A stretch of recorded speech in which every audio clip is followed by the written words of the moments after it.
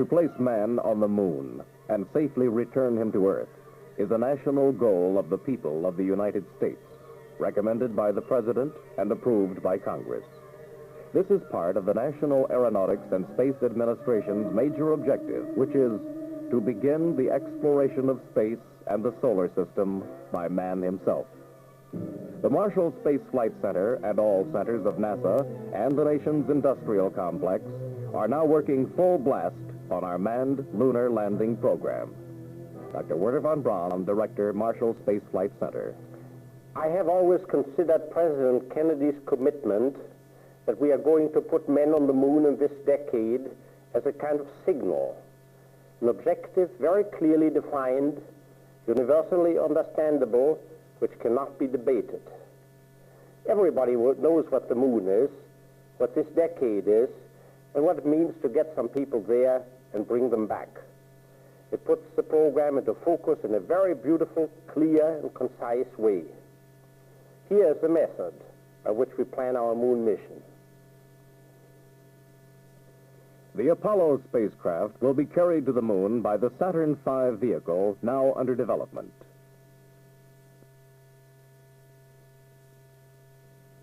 The three-stage Saturn V, including the spacecraft payload, will stand 350 feet tall, higher than the Capitol at Washington, D.C. It will be capable of carrying about 90,000 pounds from the Earth to the moon.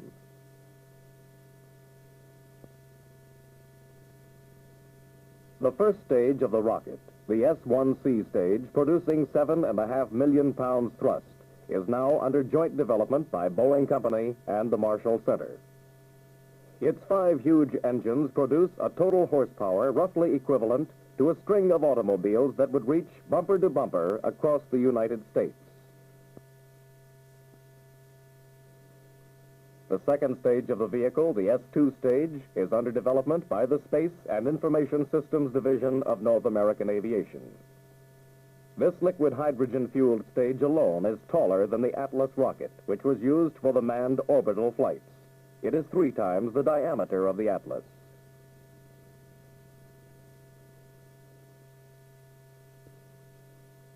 The third stage, the Saturn S-4B, is under development by Douglas Aircraft Corporation. The single J2 engine of the liquid hydrogen propulsion system will provide 200,000 pounds of thrust. The Saturn V has an instrument unit in the upper end of the S-4 stage, which contains all of the guidance and control instrumentation which keeps the Saturn V on its designated flight path. Above this is the Lunar Excursion Module, the service module containing instrumentation and a propulsion system. And at the top is the Manned Command Module. The use of a lunar landing bug to place man on the moon is necessarily complicated, but it is the preferred method of reaching the moon in the shortest time with the greatest safety for the passengers. When firing time nears, the 3,000-ton monster is erected at the Cape Canaveral spaceport, and enormous amounts of liquid oxygen, kerosene, and liquid hydrogen are pumped into the fuel tanks.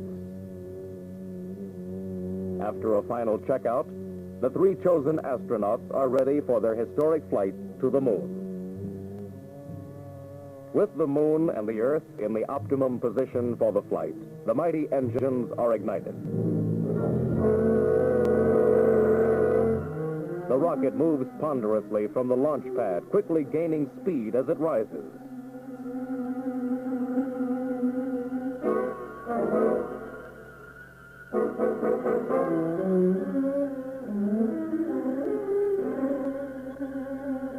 Within 2.5 minutes, the first stage has performed its function.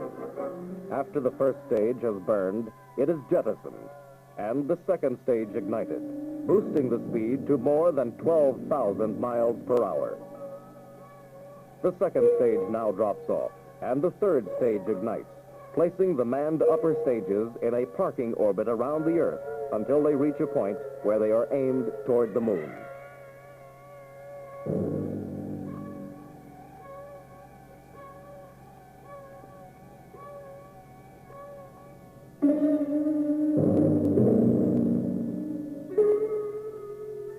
It is now necessary to force liquid fuel to the bottom of the tanks by firing small rockets. The third stage engine reignites, accelerating the 90,000-pound spacecraft toward the moon at 25,000 miles per hour. The metal fairings are next released, freeing the lunar excursion module. The Apollo is turned 180 degrees and connected nose to the bug. With this complete, the S-4 stage is separated and discarded. Now, position calculations are made by the astronauts. With the assistance of computations transmitted from the Earth, mid-course maneuvers are performed to correct the Apollo's course toward the moon. The single rocket engine within the Apollo is ignited when the spacecraft reaches a point about 60 miles above the moon, slowing the craft and allowing it to enter a lunar orbit.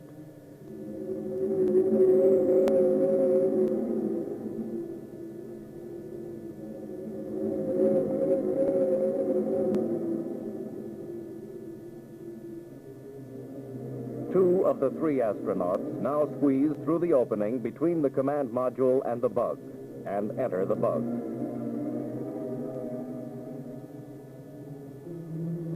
The third astronaut remains behind to maintain constant communication with the Earth and with the two moon explorers. During this period, the Apollo and bug are continuing an orbit at an altitude of 60 miles above the surface of the moon. The astronauts examine the moon landing spot and make a final checkout of the equipment. The manned bug changes to an orbit, bringing it closer to the surface of the moon. When it arrives at the closest point to the moon, a blast of its rocket engine slows it enough to allow it to drop from its altitude of 11 miles above the moon. From this point, a landing site is selected. As the astronauts near the surface, rockets fire to permit the bug to hover above its landing spot. If necessary, the spacecraft can be moved 1,000 feet laterally to reach the landing place. With the two passengers in complete control, they still have the capability at this point of blasting off to rejoin the Earth return vehicle if any safety hazards appear. With the decision made to land, the landing legs are extended, and the landing bug is maneuvered to its lunar resting place.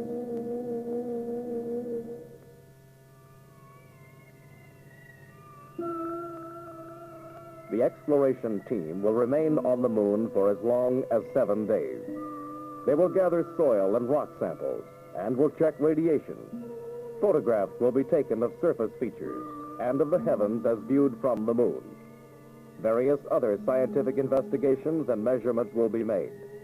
Only one man at a time leaves the bug.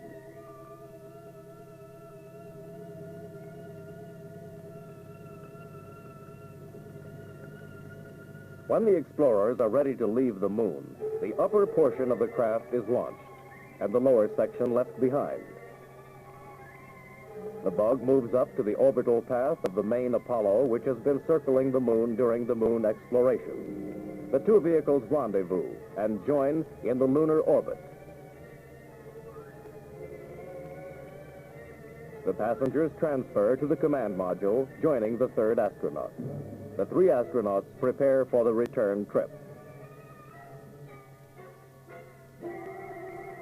The bug is separated and discarded, being allowed to continue its moon orbit. The Apollo is accelerated into the return path to Earth. At 250,000 miles from the Earth, the spacecraft is aimed at the proper Earth re-entry path. It must re-enter in a corridor only 40 miles wide. Otherwise, the ship would miss the Earth or crash directly into the Earth, destroying itself by the re-entry heat. Near the Earth, the instrument section is jettisoned. The manned nose section is turned to permit the heat-protected side of the capsule to face the proper direction for re-entry into the Earth's atmosphere. When the spacecraft drops to an altitude of 2 miles above the Earth, parachutes deploy to ease the spacecraft to a safe landing. With the moon explorers safely returned from this greatest adventure of mankind, the way will be cleared for the future, the exploration of the planets.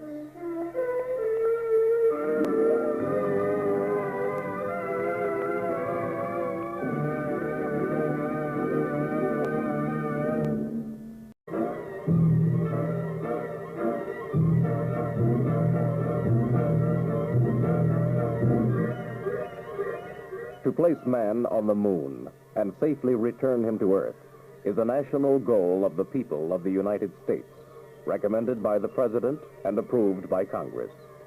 This is part of the National Aeronautics and Space Administration. And bring them back. It puts the program into focus in a very beautiful, clear, and concise way. Here is the method by which we plan our moon mission. The Apollo spacecraft will be carried to the moon by the Saturn V vehicle now under development. Administration's major objective, which is to begin the exploration of space and the solar system by man himself. The Marshall Space Flight Center and all centers of NASA and the nation's industrial complex are now working full blast on our manned lunar landing program. Dr. Wernher von Braun, Director, Marshall Space Flight Center. I have always considered President Kennedy's commitment that we are going to put men on the moon in this decade as a kind of signal, an objective very clearly defined, universally understandable, which cannot be debated. Everybody knows what the moon is, what this decade is, and what it means to get some people there